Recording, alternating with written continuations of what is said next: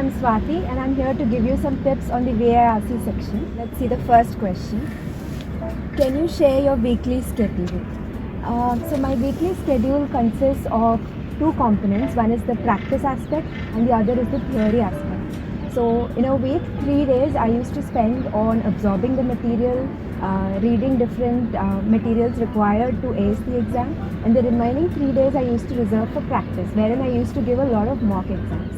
And on Sunday I used to consolidate whatever I read and also learn the mistakes that I've learned from giving practice exams, and of course rest, the most important component. The second question, it's how important is regular reading? I'd say regular reading is the crux of VARC. It pretty much defines whether you win or lose in this game.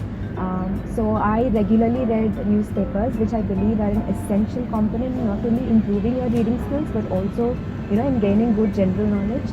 The thing about VARC, especially reading comprehension section, is that you have to comprehend what is given in the passage, not just merely read and answer the questions. These are not your high school passages. So in order to gain in-depth understanding and comprehensive understanding, I recommend regular reading, whether it's newspapers or good articles from reputed magazines or just general knowledge books. The next question is, what strategies did you use to tackle reading comprehension passage effectively?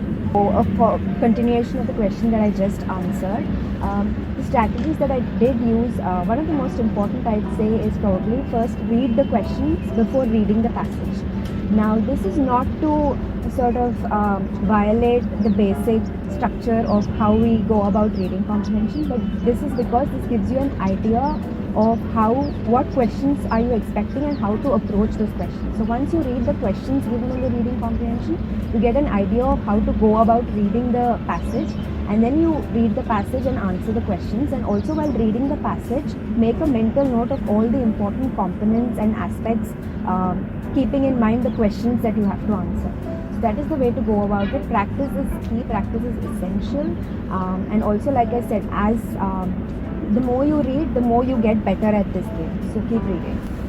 So next question is, did you follow any approach for solving para-jumbles and para-completion questions? So the para-jumbles are very tricky. I always get one order wrong, and that means a -2 or -1 depending on the negative marking situations.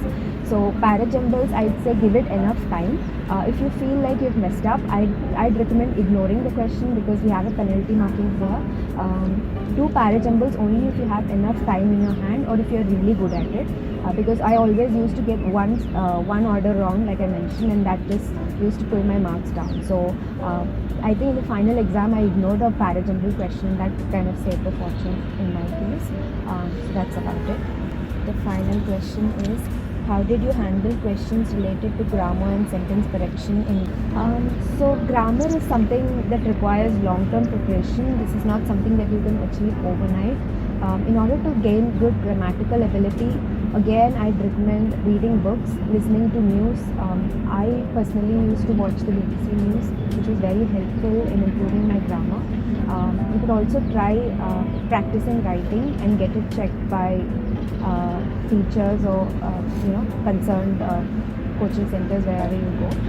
That is one way to improve your grammar. And sentence correction, again, I think this is a follow-up of the grammatical aspect of it. That also requires tons of practice. And also when you're reading, I'd say keep an eye on the grammar of the structure as well, because usually you read from reputed sources where it's newspapers or magazines. Once you keep an eye on the grammar, you will start developing that mental ability to construct sentences in a grammatical manner, and also speak probably in English. That can help as well.